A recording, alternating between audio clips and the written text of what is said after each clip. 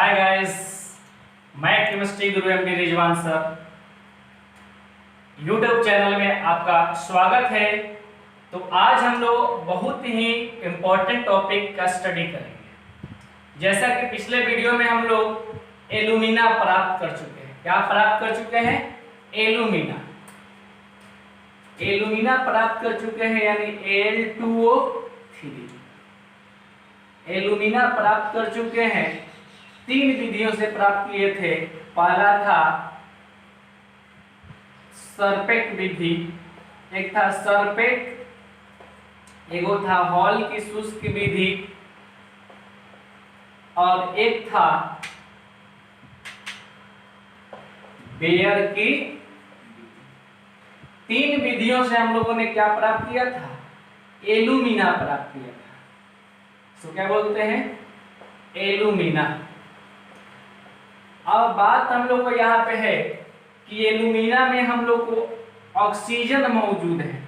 अगर ऑक्सीजन को यहाँ से रिमूव कर देते हैं, ऑक्सीजन को अगर आउट कर देते हैं, ऑक्सीजन को अगर हटा देते हैं, तो हमें क्या प्राप्त हो जाएगा? एल्यूमिनियम प्राप्त हो जाएगा। क्या प्राप्त हो जाएगा?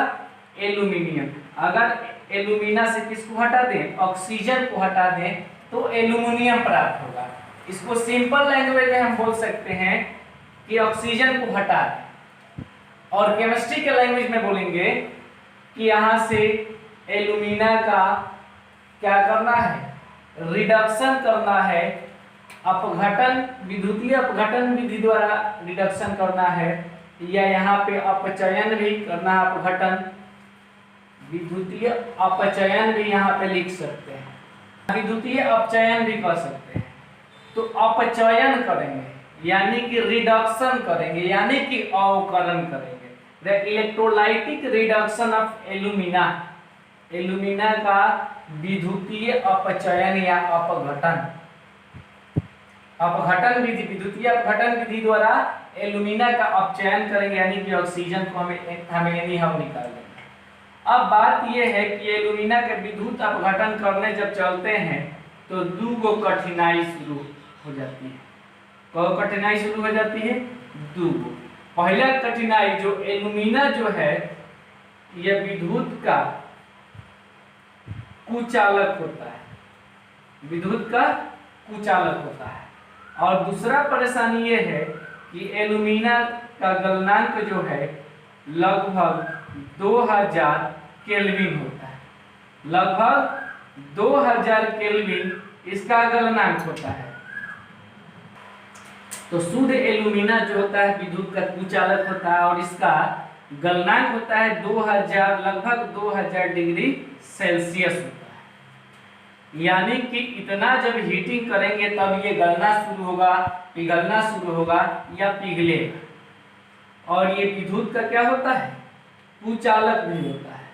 अब बात यह है कि इसका विद्युत अपघटन हम लोग कैसे करेंगे? तो विद्युत अपघटन करने के लिए इसे सुचालक बनाना पड़ेगा और इसका गलनांक भी घटाना पड़ेगा, नहीं तो अपचयन या रिडक्शन नहीं होगा।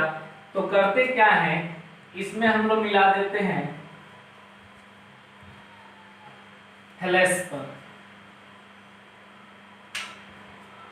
फ्लेस्पर और क्रायोलाइट मिला देते हैं। क्या क्या मिला देते हैं? फ्लेस्पर मिला देते हैं और क्रायोलाइट। किसमें मिलाते हैं? एल्यूमिना। आप कहेंगे सर इसके मिलाने से क्या होता है? जब फ्लेस्पर और क्रायोलाइट, इसका फार्मूला होता है Na3Al क्रायोलाइट के मिला देने से एल्यूमिना का क्वथनांक जो है घटकर लगभग 900 डिग्री सेल्सियस हो जाता है। क्या क्वथनांक घटकर कितना हो जाता है? 900 डिग्री सेल्सियस। और ये एल्यूमिना जो है विद्युत का सुचालक भी हो जाता है, विद्युत का सुचालक भी हो जाता है। 2 कठिनाई है, दोनों कठिनाई को दूर करेंगे तभी इसका विद्युत अपघटन या इलेक्ट्रोलाइटिक रिडक्शन हो सकता है। कौन रिडक्शन हो सकता है? Electrolytic reduction.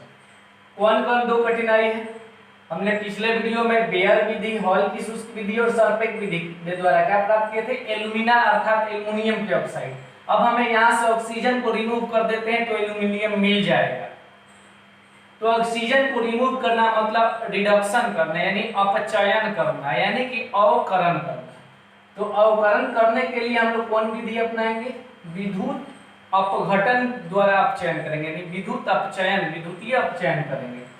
तो विद्युतीय अपचयन करने के लिए इस एल्यूमिना को विद्युत का सुचालक होना चाहिए, लेकिन हमें ये ज्ञात है, ये मालूम है कि एल्यूमिना जो है शुद्ध रूप में विद्युत का कुचालक होता है और इसका गलनांक भी काफी उच्च होता है, लगभग 2000 डिग्री सेल्सियस। इतना होता है कि एल्यूमिनियम इतना पे तो वाष्प बन के उठ जाएगा, पहले नापाता हो जाएगा, एल्यूमिनियम मिल ही नहीं पाएगा, कितनों ढूंढते रह जाएंगे, एल्यूमिनियम नहीं मिलेगा, काहे है ही ना पे। इसका तो इतना में गलनांक कि इतना गर्म कर देंगे तो उससे पहले ही एल्यूमिनियम उड़ के चल जाए, क्योंकि एल्यूमिनियम का गलनांक जो होता है 1500 से 1800 के बीच सेल्सियस में होता है, तो पहले ही ना पता हो जाएगा। अब एल्यूमिनियम ढूंढते रहो बेटा, मिलेगा नहीं। तो इसके लिए क्या करते हैं, इसे सुचालक बनाने के लिए और गलनांक को कम करने के लिए इसमें किसको मिलाते हैं? फ्लोरोस्पार एवं क्रायोलाइट। जब फ्लोरोस्पार और क्रायोलाइट मिला देते हैं तो एल्यूमिना का गलनांक घटकर 900 डिग्री सेल्सियस हो जाता है और यह विद्युत का सुचालक हो जाता है। एक वीडियो था मेटलर्जी में, आपको बताया गया था, एक क्वेश्चन पूछा गया था कि एल्यूमिनियम के निष्कर्षण में क्रायोलाइट की क्या भूमिका है। तो क्रायोलाइट क्या कर रहा है? इसके गलनांक को घटा रहा है और इसे क्या बना रहा है? सुचालक बना रहा है। तो ये किस तरह का काम कर रहा है? ये जो काम कर रहा है क्रायोलाइट, उदासीन पदद्रावक का काम कर रहा है।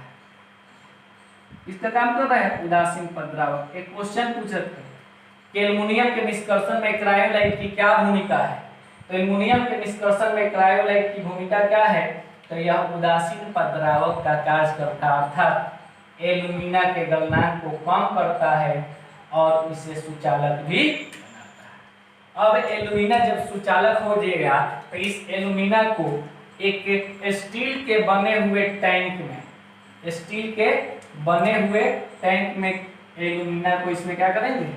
डाल देंगे। इसमें एल्यूमिना का घोल होगा। अब एल्यूमिना को एक स्टील के बने हुए टैंक में डाल देंगे। यह स्टील का जो टैंक होगा यह अंदर से इससे कार्बन से कोटेड होगा, कार्बन कोटेड होगा। ये जो है टैंक के अंदर एक परत देख रहे हैं, ये परत, ये जो परत होता है ये तो टैंक का है, और ये जो परत है ये परत जो है कार्बन का होता है, कार्बन अस्तर होता है, कार्बन का लेयर होता है या कार्बन का अस्तर होता है। और ये कार्बन का लेयर जो या अस्तर होता है किसका काम करता है? कैथोड का काम करता है। और इसके अंदर रॉड लगे रहते हैं ग्रेफाइट के। ये किसके रॉड हैं? ग्रेफाइट के रॉड लगे रहते हैं। ये ग्रेफाइट के रॉड जो हैं ये किसका काम करते हैं? एनोड का। यहाँ पे दिखाया गया है कि ग्रेफाइट का रॉड किसका कार्य करता है? एनोड का। इसके अंदर किसका घोल है जी? एल्यूमिना, एल्यूमिना का घोल है। एल्यूमिना का घोल बोल सकते हैं या भी बोल सकते हैं एल्यूमिना प्लस फ्लोरोस्पार और क्रायोलाइट के इसमें घोल है। अब देखिए इसका एनोड जो है किससे जुड़ा है? पॉजिटिव से। और ये जो है ये अंदर वाला कार्बन वाला जो अस्तर है ये किससे जुड़ा हुआ है? नेगेटिव से। और इसमें किसका घोल मौजूद है? किसका घोल मौजूद है जी? एल्यूमिना का। अब जब हम विद्युत धारा प्रवाहित करते हैं तो देखते हैं क्या कि एल्यूमिना जो है, एल्यूमिना Al2O3, यह एल्यूमिनियम 3+ और ऑक्सीजन 2- में ब्रेक होने लगता है। लाइटिक शब्द का मतलब ही होता है ब्रेक होना। तो लाइटिक शब्द का मतलब ही होता है ब्रेक होना। इलेक्ट्रोलाइटिक यानी विद्युत धारा के द्वारा ब्रेक होना है। तो जैसे विद्युत धारा प्रवाहित करते हैं ये जो एल्यूमिना का घोल इसमें है वो ब्रेक हो जाता है Al3+ और O2-, यानी कि एल्यूमिनियम 3+ में टूट जाता है, 3+ आयन में, और ऑक्सीजन 2- आयन में। अब देखिए क्या होता है एल्यूमिनियम किस में टूटा है? एल्यूमिनियम किस में टूटा है? 3+ आयन में। और ऑक्सीजन किस में टूटा है? O2- आयन में। O2- में ऑक्सीजन टूट रहा है। अब देखिए होता क्या है, ऑक्सीजन O2- में टूटा और एल्युमिनियम Al3+। अब ये चूंकि कैथोड जो है निगेटिव से जुड़ा है तो इसमें क्या होगा? निगेटिव चार्ज होगा। तो एल्युमिनियम किधर अट्रैक्ट होगा? निगेटिव की ओर, यानी कैथोड की ओर। और ऑक्सीजन पे पॉजिटिव निगेटिव चार्ज है तो ये किधर अट्रैक्ट होगा? एनोड की ओर। किधर अट्रैक्ट होगा? एनोड की ओर अट्रैक्ट होगा, क्योंकि एनोड पॉजिटिव है। कभी भी निगेटिव पॉजिटिव की ओर जाता है और पॉजिटिव निगेटिव की ओर। तो ऑक्सीजन किधर जाता है? एनोड की ओर अट्रैक्ट होता है। और एल्युमिनियम का आयन जो होता है कैथोड की ओर अट्रैक्ट होता है, क्योंकि कैथोड कैसा है? निगेटिव चार्ज है और एनोड जो है पॉजिटिव चार्ज। तो ऑक्सीजन एनोड पर जाएगा, यानी कि किसके रॉड पे जाएगा? ग्रेफाइट। ग्रेफाइट बोले तो कार्बन, ग्रेफाइट बोले तो कार्बन, यानी ऑक्सीजन यहाँ कार्बन यानी ग्रेफाइट के रॉड पे चला जाएगा। और एल्युमिनियम जो है कहाँ आ गया? ये तल जो कार्बन का जो तल है निगेटिव चार्जेज है इस पर अट्रैक्ट होकर यहाँ पे क्या हो गया? परत के रूप में धीरे धीरे जमा। अब ये जो होल है, ये जो निकास है, क्या है? निकास है। इस निकास की मदद से एल्युमिनियम को हम लोग क्या करते हैं? बाहर कर लेते हैं। एल्युमिनियम को क्या कर लेते हैं? बाहर कर लेते हैं।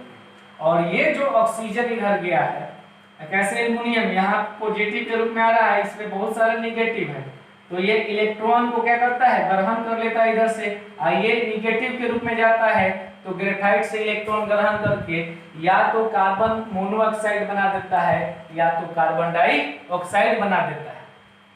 ये ऑक्सीजन किस पर जाता है? सबसे पहले दिमाग रखिए, किस पर? एनोड पर। एनोड पर कैसा चार्ज है जी? Positive charge. एनोड पे कैसा चार्ज है? Positive charge. कैथोड पे कैसा चार्ज है? नेगेटिव चार्ज है।